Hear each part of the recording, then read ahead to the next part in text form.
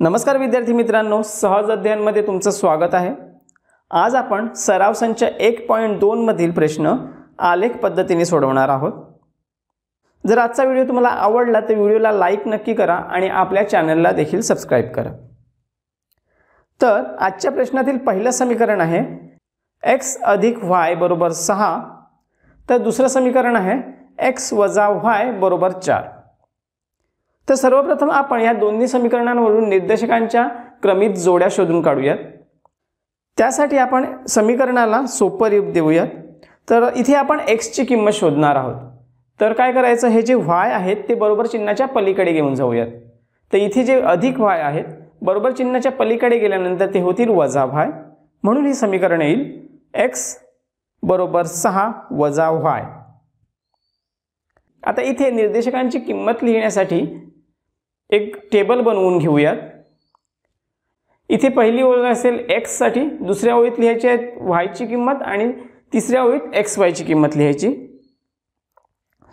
तर इथे आपण y ची किंमत ठरवायची आहे आणि x ची किंमत काढायची आहे। तर सर्वात अगोदर y ची किंमत आपण ठरवूयात 0। तर ही 0 जी किंमत आहे ती समीकरणात भरूया, म्हणजे आपल्याला x ची किंमत मिळेल। किंमत भरल्यानंतर आपलं समीकरण येईल x = 6 - 0। तर 6 तून 0 गेलं, राहिले 6, म्हणून x = 6। तर ही जी x ची किंमत मिळाली ती आपण टेबलमध्ये लिहूया। त्यामुळे xy चे निर्देशक झाले 6, 0। आता दुसऱ्या क्रमित जोडीसाठी y ची किंमत आपण ठरवूयात 1। तर ही जी 1 किंमत आहे ती आपण समीकरणात भरूयात। तर समीकरण येईल x = 6 - 1।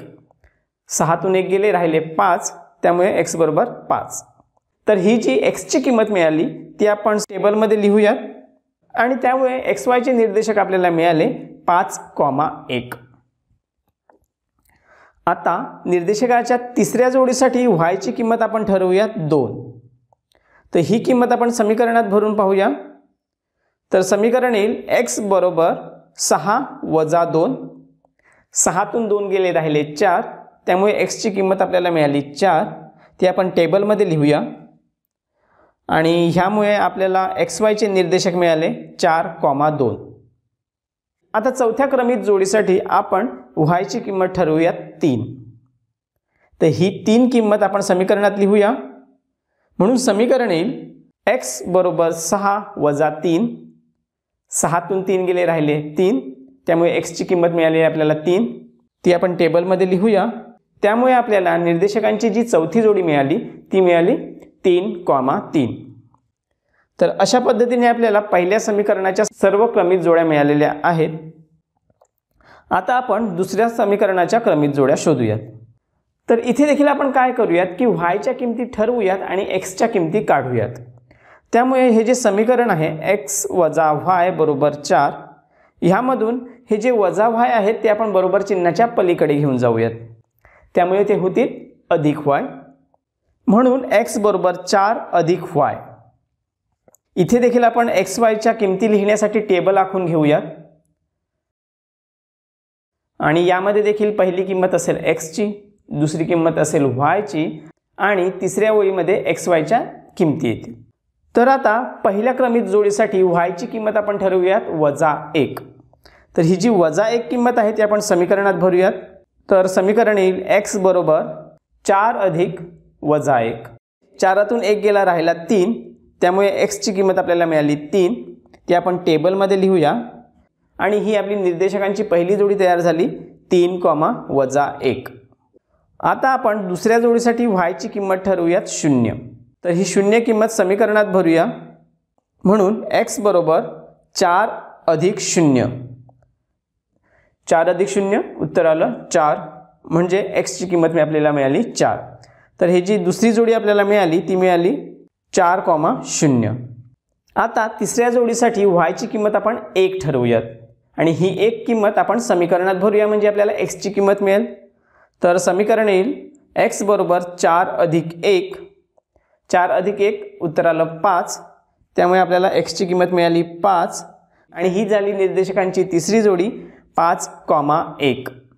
आता चौथ्या जोडीसाठी y ची किंमत आपण ठरवूया 2 आता ही दोन किंमत आपण समीकरणात ठेवूयात, म्हणून समीकरण येईल x बरोबर 4 अधिक 2, 4 अधिक 2 उत्तर आलं 6, त्यामुळे x ची किंमत आपल्याला मिळाली 6 आणि ही चौथी जोडी तयार झाली 6,2. तर अशा पद्धतीने आपण दोन्ही समीकरणाच्या निर्देशकांच्या क्रमित जोड्या शोधून काढलेल्या आहेत. आता या निर्देशकांच्या क्रमित जोड्यांवरून आपण ह्या समीकरणांच्या रेषा आलेखामध्ये काढून घेऊयात. तर आलेखावर सर्वप्रथम इथे उजव्या बाजूच्या वरच्या कोपऱ्यात आपल्याला प्रमाण लिहून घ्यायचं आहे. प्रमाण दोन्ही अक्षांवर 1 सेमी बरोबर 1 एकक. पहिल्या समीकरणाची पहिली जोडी आहे 6,0.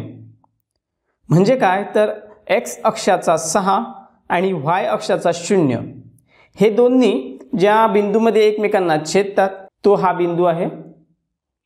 तर x अक्षाचा 6 इथे आहे आणि y अक्षाचा 0 इथेच येणार, त्यामुळे हा आपल्याला पहिला पॉईंट मिळाला, पहिला बिंदू मिळाला. त्याची किंमत आपण कंसात लिहूयात 6,0. आता निर्देशकांची दुसरी जोडी आहे 5,1. म्हणजे x अक्षाचा 5 आणि y अक्षाचा 1 हे दोन्ही एकमेकांना ज्या बिंदूमध्ये छेदतात तो बिंदू आणि त्याच्या निर्देशकांची किंमत आपण इथे कंसात लिहायची आहे 5,1. आता निर्देशकांची तिसरी जोडी आहे 4,2. म्हणजे काय तर x अक्षाचा 4 आणि y अक्षाचा 2 हे दोन्ही ज्या बिंदूमध्ये एकमेकांना छेदतात तो बिंदू.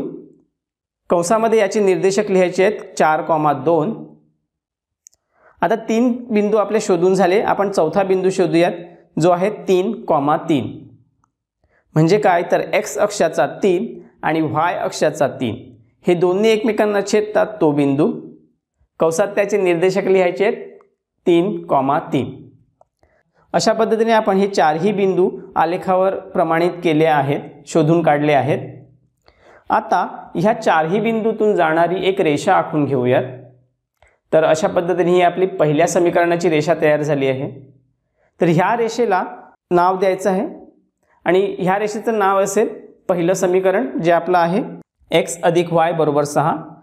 आपल्या पहिल्या समीकरणाची रेषा तयार झाली आहे. आता दुसऱ्या समीकरणाची रेषा बनवूयात. तर पहिली क्रमित जोडी आहे 3,-1. म्हणजे x अक्षाचा 3 आणि y अक्षाचा -1 हे दोन्ही एकमेकांना ज्या बिंदूत छेदतात तो बिंदू. कंसात त्याचे निर्देशकांची किंमत लिहायची आहे 3,-1. निर्देशकांची दुसरी जोडी आहे 4,0. म्हणजे x अक्षाचा 4 आणि y अक्षाचा 0. तर हा तो बिंदू आहे आणि त्याला नाव द्यायचं आहे कंसात 4,0. तिसरी क्रमित जोडी आहे 5,1. म्हणजे x अक्षाचा 5 आणि y अक्षाचा 1 हे दोन्ही एकमेकांना ज्या बिंदूत छेदतात तो बिंदू. हा बिंदू आपण अगोदर देखील शोधलेला आहे, त्यामुळे पुन्हा शोधण्याची गरज नाही. निर्देशकांची चौथी क्रमित जोडी आहे 6,2. म्हणजे काय तर x अक्षाचा 6 आणि y अक्षाचा 2 हे दोन्ही ज्या बिंदूत छेदतात तो बिंदू. कंसात त्याची किंमत लिहायची आहे 6,2. आता आपले दुसऱ्या समीकरणाचे चारही बिंदू शोधून झालेले आहेत. आता त्यामधून जाणारी रेषा आखून घेऊयात. ही रेषा तयार झाली.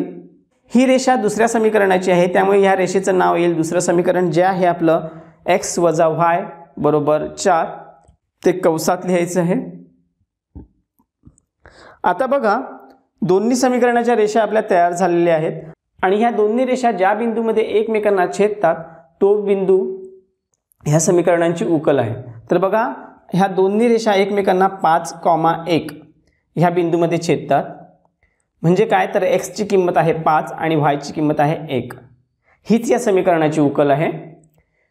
म्हणून कंसात x, y बरोबर कंसात 5,1 ही समीकरणाची उकल आहे. तर अशा पद्धतीने आपण हे समीकरण आलेख पद्धतीने सोडवलेलं आहे. जर तुम्हाला उत्तर पडताळून पाहायचं असेल त्याबद्दलचा व्हिडिओ मी बनवलेला आहे, त्याची लिंक मी खाली डिस्क्रिप्शनमध्ये देईन. तुम्ही तो व्हिडिओ पाहून ह्या प्रश्नाचे आलेली उकल ते पडताळून पाहू शकता. तर आजचा व्हिडिओ आपण इथेच संपवूयात. भेटूयात पुढच्या व्हिडिओमध्ये. तोपर्यंत काळजी घ्या. थँक्यू.